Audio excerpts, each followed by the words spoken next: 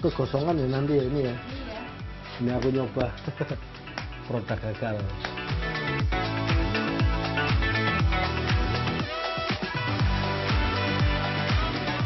Ini kalau diterus-terusin nanti banyak yang nggak jadi, jadi ini saya amankan.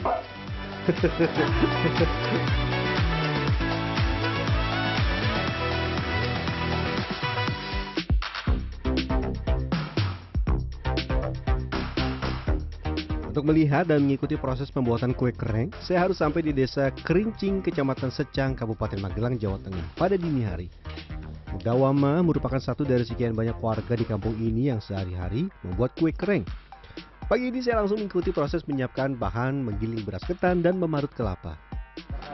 Kue kereng. Nah ini pagi-pagi saya harus sudah berangkat ke tempat ini penggilingan selepan. Karena nanti harus antri dengan warga yang lain yang juga berprofesi sebagai pembuat kereng. Ini langsung jalan ke sana ya Pak ya? Iya. Nah, ini tiap hari kayak gini? Iya. Bapak berarti setiap hari jam segini Pak? Iya, kurang lebih jam 2:30. Oh, jam 2:30 itu baru nyelap. Proses menggiling beras ketan dan memarut kelapa dilakukan pada dini hari karena untuk menjaga kualitas rasa. Beras ketan yang sudah direndam serta kelapa yang sudah diparut tidak boleh terlalu lama dibiarkan. Harus langsung dibuat adonan sehingga secara kualitas rasa masih bagus. Jika terlalu lama dibiarkan, tepung beras ketan dan kelapa parut akan menjadi kecut atau asam.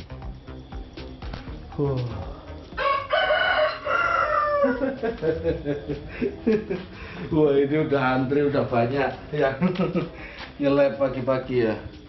Jadi di tempat ini yang diselep itu ada beras ya Pak? Iya, beras sama parut kelapa. Ini berasnya kok kecil-kecil gini Pak? Nggak yang beras, memang dipilih yang beras kecil? Iya. Menir? Menit. Ya. Beras ketan apa beras ini? Beras ketan. Beras ketan. Terus ini ada kelapa. Ini sebelumnya harus direndam dulu. Iya. Berapa jam? Kurang lebih 3 jam. 3 jam. Oh, ini jadi ini berasnya ini udah direndam selama 3 jam ya. Pagi ini antrean warga tidak terlalu banyak. Rupanya warga tidak menggiling dan memarut sendiri. Mereka yang datang hanya menyerahkan beras ketan yang sudah direndam dan kelapa yang sudah bersih untuk digiling dan diparut di sini.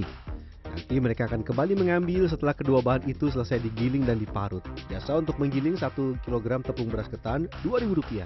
Sementara untuk jasa memarut 1 butir kelapa Rp1.000. Karena lumayan jauh pakainya ini angkong seperti ini. Keahlian membuat kue kereng warga di kampung Kerincing ini sudah turun-temurun dari orang tua. Awalnya, warga membuat kue kereng hanya pada saat perayaan hari besar keagamaan seperti Lebaran dan saat menggelar acara keluarga hajatan atau tasyakuran. Namun saat ini hampir sepanjang tahun warga di kampung ini membuat kue kereng. Ini Bapak tiap hari gini Pak? Iya. Tiap hari? Ya, keseharian. Tiap hari, tiap pagi seperti ini terus ya? Wah. Iki lho.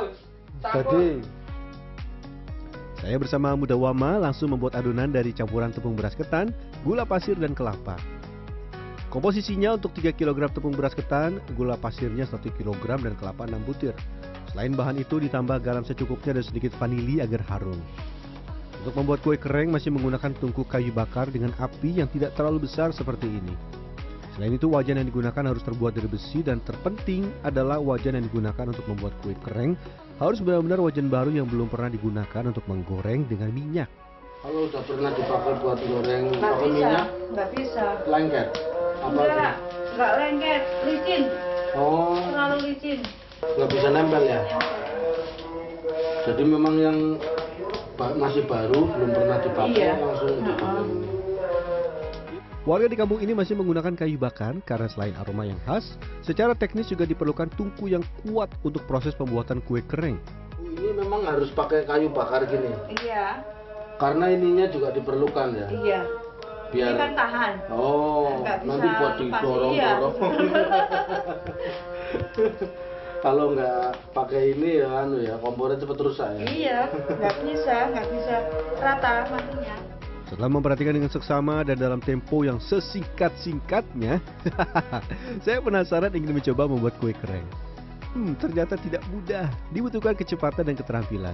Dari mulai proses memasukkan adonan ke dalam wajan sampai dengan mengangkat dan menggulung harus terampil dan cepat. Tapi harus juga tepat ya. Nah ini kayaknya bisa nih. Waduh panas. Ini kegosongan ya nanti ya ini ya. Iya. Udah mbak, dianu dulu mbak, nanti gampang. Ini aku nyoba produk gagal. Ukurannya beda sama masih udah enak cuma masih terlalu tebel ya. Muda Wama sudah membuat kering sejak 20 tahun silam. Awalnya Muda Wama membantu dan belajar dari orang tua setelah menikah untuk membantu perekonomian suami. Ia pun mulai membuat sendiri dan sampai saat ini sudah memiliki pasar sendiri. Tidak hanya membuat, bersama suami Muda Wama juga menampung hasil produksi warga sekitar untuk dijual ke pasar. Berarti warga sini sebagian besar Semua bikin. Iya. Ada 100 rumah bu. Kurang lebih ada 100 rumah. 100 rumah Iya. bikin semua ya. Jadi pada belajar sama orang tuanya ya di rumah masing-masing, turun temurun bikin seperti ini. Saya masih penasaran untuk kembali mencoba membuat kue kering karena percobaan pertama tadi gagal. Setelah melihat dan mengikuti, memperhatikan cukup lama, saya kembali mencoba membuat kue kering. Saya udah memperhatikan kurang lebih dari jam berapa tadi? Jam 3. Jam 3 ini udah mau jam 6.34, 5, 6, 3 jam. Udah memperhatikan caranya, ini tinggal saya mau mencoba. Coba bu, saya tak praktek setelah melihat. Percobaan kedua ternyata masih belum berhasil. Ternyata saya terlalu lama memasukkan adonan ke dalam wajan sehingga membuat kue kering terlalu matang alias gosong.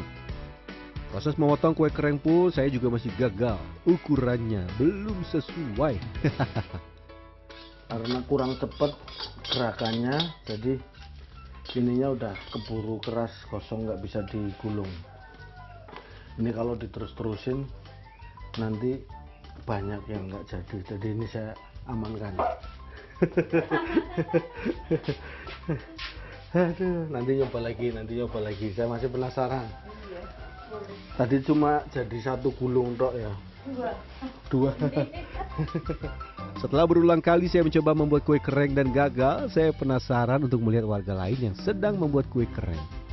Menyusuri kampung ini, hampir setiap rumah sedang beraktivitas membuat kue kering. Itu pun dados tapi. Pun penelani. Oh, gitu. Di tempat ini ternyata banyak yang bikin tiap rumah. Jadi ada yang udah jadi, ini lagi ada yang bikin juga.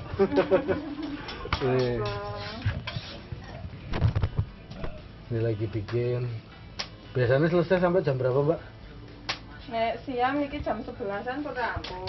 Oh. Biasa tujuh jam setengah. Oh, gitu. Jam 11-an ya. Satu 11 itu satu dus. Satu dus penuh. Oh, ini dari jam berapa ini mulai? Tadi 3:30. Oh, 3:30 mulai sampai ini sekarang sudah jam 6:30 pagi, 4:30, 4:30, 5:30, 6, 3 jam dapat segini. 3 jam dapat segini. Nanti selesai sekitar jam 11. Untuk mengolah 3 kg beras ketan, gula pasir, dan kelapa butuh waktu sekitar 7 jam. Untuk menghasilkan satu dus kue kering seberat kurang lebih 5 kg. Proses yang panjang dan butuh ketelatenan. Penasaran dengan rasanya, saya mencoba kue kering yang baru selesai dimasak. Jika baru matang, kue kering cenderung belum renyah. Namun setelah dibiarkan dingin beberapa saat, kue kering akan kering, renyah, dan gurih pastinya. Ini kita udah bisa tes ya. Rasanya gurih, renyah, ketan manisnya pas, terus kelapanya juga terasa. Ini biasanya kereng ini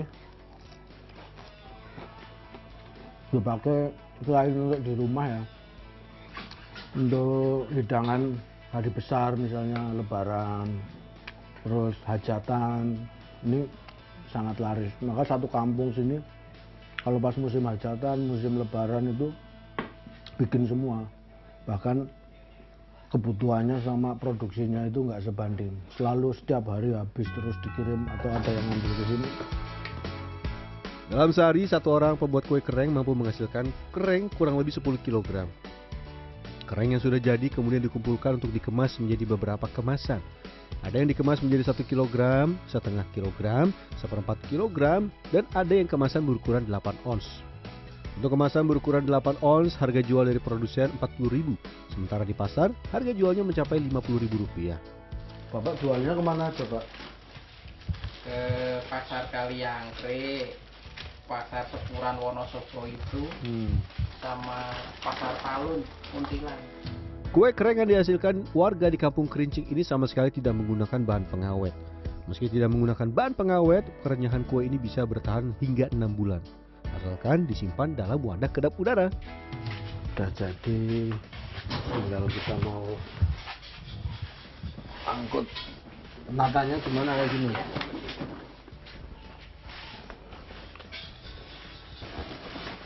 Oh, ini dalamnya kering semua ya? Iya, dari 3 Oh, yang sudah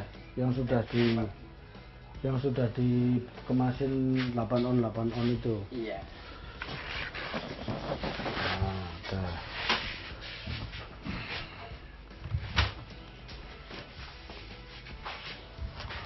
Berarti selain produksi sendiri, nampung dari warga sini yang bikin. Iya. Biasanya untuk sekali mengirim ke pasar sebanyak 100 kg atau 1 kuintal. Namun untuk musim tertentu pada saat permintaan banyak, berapapun yang dihasilkan akan segera dikirim. Yang dibawa ke pasar sendiri seperti ini, hampir setiap hari ada sales yang keliling nyari ke rumah-rumah untuk nyari. Tapi kalau situasinya seperti sekarang, barangnya lagi susah. Karena permintaannya lagi tinggi banget. Roby Sofwanamin, Probokus Hartoyo, Magelang, Jawa Tengah. Tinggal kirim.